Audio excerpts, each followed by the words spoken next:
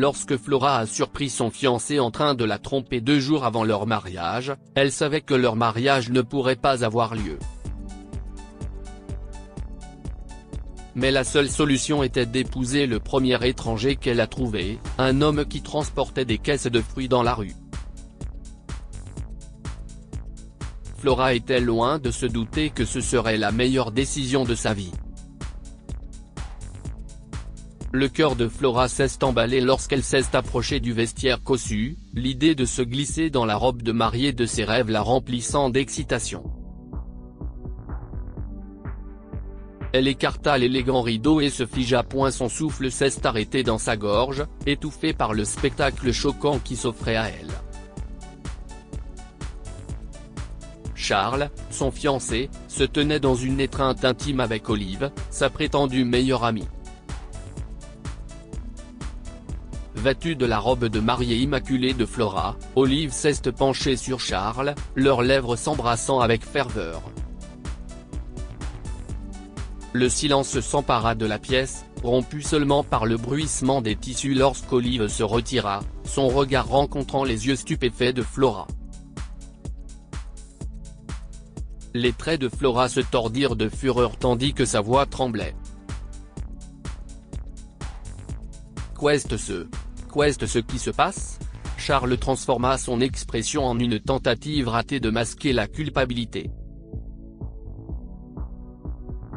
Flora, ce n'est pas ce que tu crois, balbutia-t-il. Le cœur de Flora se resserra. Ses poings se serrèrent sur ses côtés, ses ongles s'enfonçant dans ses paumes. Elle n'arrivait pas à comprendre cette trahison, ce spectacle brûlant dans sa mémoire. Sans prononcer un mot de plus, elle se retourna et tenta de quitter la boutique en trombe. Son esprit était bouleversé par la trahison dont elle venait d'être témoin. Alors qu'elle s'approchait de la porte, sa main s'est tendue vers la poignée. Mais avant qu'elle n'ait pu franchir le seuil, la voix de Charles a résonné dans l'air, la stoppant net dans son élan. « Flora, tu ne peux pas t'en aller comme ça », dit Charles d'un ton condescendant. Elle se tourna vers lui, l'air très furieuse. « Je n'épouserai pas un traître », déclara Flora. Charles se moqua, un sourire suffisant se dessina sur ses lèvres. « Tu crois que tu as le choix, Flora ? Tes parents ont investi une fortune dans ce mariage. Tu ne peux pas l'annuler à cause d'un petit malentendu. » Ces mots ont atterri comme une gifle sur son visage.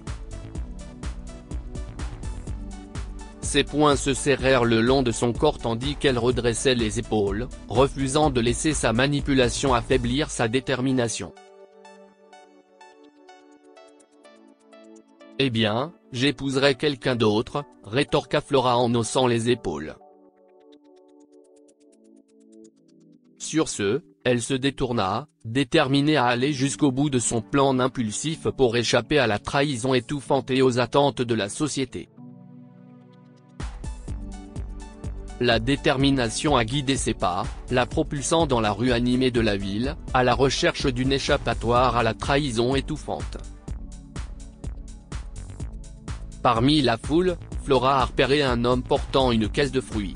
Puis, elle vit le camion de fruits et conclut qu'il devait être un camionneur. Il fera l'affaire. Sans réfléchir, Flora se précipita vers lui, le souffle court. Elle s'est approchée de lui. « Êtes-vous marié ?» a-t-elle lancé d'un ton pressant. L'homme a jeté un coup d'œil en l'air, toujours en train de porter une caisse. « Non, madame », répondit-il, déconcerté par cette question inattendue. Le cœur de Flora battit la chamade tandis qu'elle poursuivait. « Je vous paierai $100 000 pour que vous m'épousiez aujourd'hui », proposa-t-elle. Avant que l'homme ne puisse répondre, Charlotte apparut. Ses sourcils étaient froncés et sa bouche se tordait de dégoût.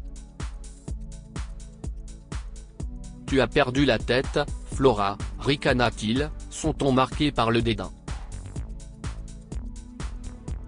Épouser un pauvre chargeur de fruits? Les joues de Flora brûlèrent d'indignation, mais l'homme fit un pas protecteur devant elle avant qu'elle ne puisse répliquer. « Éloignez-vous d'elle », ordonna-t-il, la voix ferme et résolue, protégeant Flora. Le regard de l'homme passa de Flora à Charles et inversement, son visage montrant une détermination. « Je vais vous épouser », déclara-t-il résolument. « Je m'appelle Tom. » Le cœur de Flora a sauté un battement, soulagé. Elle regarda Tom avec reconnaissance et lui dit son nom. Flora et Tom traversèrent les couloirs de l'hôtel de ville quelques minutes plus tard. Leurs pas étaient pressés mais déterminés. L'ambiance solennelle du bureau d'enregistrement des mariages les enveloppa dès leur entrée.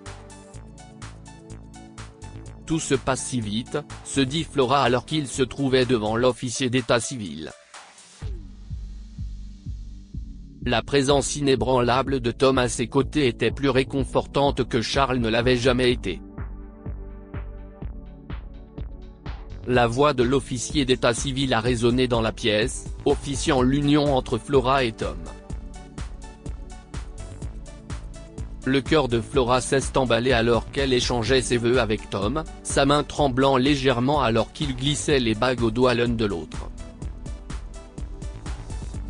Son esprit oscillait entre la gratitude pour le soutien inattendu de Tom et l'inquiétude qui la rongeait à propos de la réaction inévitable de ses parents. Que diront-ils? L'atmosphère dans la maison de Flora était tendue, chargée d'un courant de colère et d'incrédulité.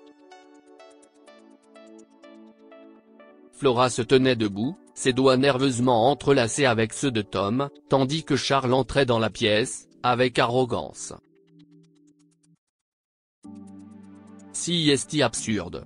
La voix de Mr. Patrickson tonnait, son visage se contorsionnait de rage alors qu'il faisait face à Flora et Tom.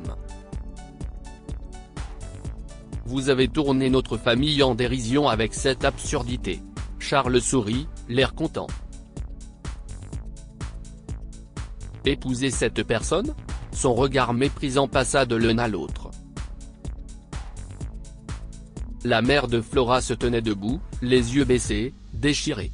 Elle murmura, faisant écho aux sentiments de son mari. Flora sentit le poids de leur désapprobation l'étouffer, son cœur se brisait. Mais la poigne ferme de Tom sur sa main stabilisa sa résolution. Nous n'avons pas besoin de votre approbation, dit-elle. Je n'épouserai pas Charles. Si est fait. Non. Vous faites annuler ce mariage blanc immédiatement, a crié Mr. Patrickson. Ma fille ne peut pas être mariée à un homme sans avenir. Non. Que diront nos amis? Ça n'a pas d'importance, papa, a insisté Flora. Je ne peux pas épouser quelqu'un qui me trahit. Alors, j'ai épousé quelqu'un d'autre. Si tu n'annules pas ce mariage, Flora, je te jure, oublie-nous. Oublie que tu as une famille, a hurlé son père. On te coupera les vivres et tu ne pourras même pas te payer une tasse de café. Nous n'avons pas besoin de votre argent, a déclaré Tom, sa voix calme mais résolue, jetant un bouclier protecteur autour de Flora. Nous sommes là l'un pour l'autre. Le visage de Monsieur Patrickson rougit de fureur. Comment osez-vous, a-t-il crié. L'esprit de Flora s'emballa, déchiré entre les attentes de sa famille et sa nouvelle indépendance. Elle jeta un coup d'œil à Tom, se sentant rassurée par son soutien indéfectible. Avec une détermination qui la surprise elle-même, Flora serra la main de Tom et acquiesça. Nous y arriverons par nous-mêmes, a déclaré Flora, tremblante de détermination. Main dans la main, Tom et elle se sont éloignés. Flora et Tom se retrouvèrent dans la ruelle isolée près de la rue où ils s'étaient rencontrés initialement, entourés de piles de caisses de fruits vides, le soleil du soir projetant des ombres allongées sur les pavés.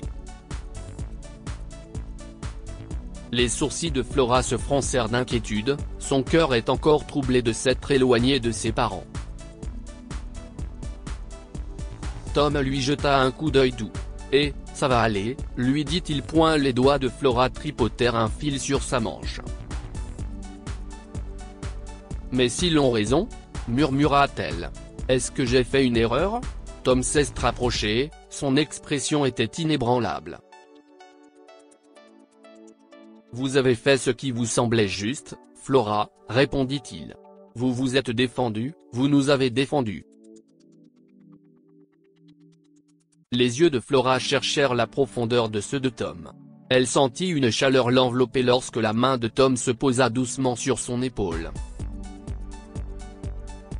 Leurs yeux se sont croisés dans un moment de compréhension partagée, un lien tacite se formant entre eux. Dans cet échange silencieux, Flora a ressenti une poussée d'émotion qu'elle n'avait pas anticipée, un mélange de vulnérabilité et de quelque chose de plus profond qui s'agitait en elle. Leurs yeux se sont croisés et leurs lèvres se sont rapprochées. Leur premier baiser était doux, tout comme le comportement général de Tom, sauf lorsqu'il la protégeait.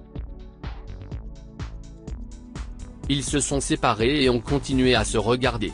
Mais quelques minutes plus tard, Tom s'est levé à l'improviste, son regard affichant une pointe d'inquiétude. Les sourcils de Flora se froncèrent lorsqu'elle le vit reculer d'un pas.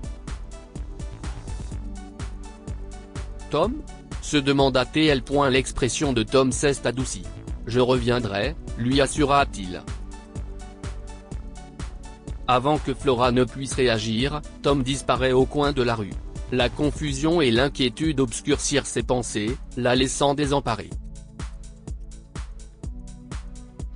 La ruelle semblait sinistre lorsque Charles sortit de l'ombre quelques minutes plus tard. Elle recula instinctivement, son appréhension étant évidente alors qu'elle le regardait avec méfiance. « Flora, viens », dit Charles d'un air suffisant. « Tu ne peux pas faire confiance à un type comme lui. Il ne fait probablement que se servir de toi. » Le cœur de Flora a battu la chamade en entendant ces mots. Son esprit était assombri par les doutes que lui inspirait le départ soudain de Tom. Elle a essayé de défendre son nouveau mari, mais Charles a continué à parler, la convainquant qu'il était parti dans une ruelle avec autant d'insouciance. « Au moins, laisse-moi t'emmener dans un endroit sûr », a-t-il dit. Son expression s'est adoucie pour redevenir celle qu'elle avait aimée auparavant. Flora finit par acquiescer, ne voulant pas rester seule. Mais alors qu'il s'approchait de sa voiture, un choc la traversa lorsqu'elle aperçut une silhouette familière occuper le siège passager.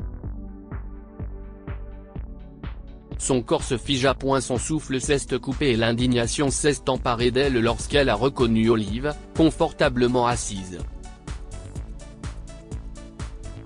Les yeux de Flora s'écarquillèrent d'incrédulité, la prise de conscience la frappant comme une soudaine secousse. Qu'est-ce ce qu'elle fait là ? demanda-t-elle alors que Charles se dirigea vers le siège du conducteur. Le sourire de Charles était rempli d'une satisfaction vindicative. « Est-ce que ça a de l'importance ?» rétorqua-t-il avec dédain. Sa douceur d'antan avait disparu à nouveau. Les poings de Flora se sont serrés le long de son corps, sa colère est montée d'un cran. Voir Olive, sa prétendue meilleure amie, assise dans la voiture de Charles brisait les dernières traces de ses doutes. Ses yeux oscillèrent entre son air suffisant et le regard indifférent d'Olive. Alors qu'elle s'apprêta à exprimer son indignation, une silhouette familière sortit de l'ombre. Tom est apparu. Les yeux de Flora s'écarquillèrent, une vague d'émotions contradictoires inondant ses sens. Tom s'est approché de Flora avec assurance. Il tenait quelque chose de petit et de brillant dans sa main, une bague en diamant, dont l'éclat capturait la lumière. Flora, dit Tom d'une voix ferme. Je suis désolé d'avoir disparu, mais je devais m'assurer que tout était parfait pour toi. Je devais trouver le diamant parfait pour ma femme. Où as-tu trouvé ça ? Souffla Flora. Il l'a évidemment volé. Charles l'accusa, sa bouche se contorsionna de rage. Je ne l'ai pas volé, rassura Tom auprès de sa femme. Alors, comment ? Demanda Flora. L'expression de Tom s'adoucit, un sourire sincère ornant ses traits. Je suis propriétaire du restaurant qui se trouve à proximité. Les fruits que j'avais tout à l'heure étaient pour le restaurant, révéla-t-il. Avant que Flora ne puisse comprendre pleinement ce que Tom racontait, Charles s'interposa, sa voix dégoulinant de dérision. Il ne fait que raconter des histoires, Flora. Tu ne peux pas lui faire confiance. Tom se plaça entre Charles et Flora, sa position étant résolue. Je suis parti pour trouver quelque chose de spécial pour toi, Flora. Quelque chose pour te montrer à quel point tu comptes pour moi, expliqua-t-il, son regard fixé sur elle. Lorsque Tom tendit sa main, déposant délicatement la bague à son doigt, Flora ressentit une poussée d'émotion. Elle regarda le diamant scintillant, symbole de la sincérité de Tom. Ils se sont regardés dans les yeux et le monde a disparu. Les protestations de Charles s'estompèrent jusqu'à ce qu'il s'éloigne, furieux. Flora et Tom se sont rapprochés. Leurs regards se sont croisés et, sans un mot, ils se sont penchés l'un vers l'autre, leurs lèvres se rencontrant avec ferveur. Ce baiser était bien différent du précédent. De l'électricité s'est glissée entre eux, et ils savaient tous les deux que c'était plus qu'une simple alchimie ou qu'une attirance. Lorsqu'ils se sont éloignés, leurs yeux se sont de nouveau croisés. Une compréhension silencieuse est passée entre eux. Nous serons libres tant que nous serons ensemble, pensa Flora. Dites-nous ce que vous pensez de cette histoire, et partagez-la avec vos amis. Elle pourrait les inspirer et égayer leur journée.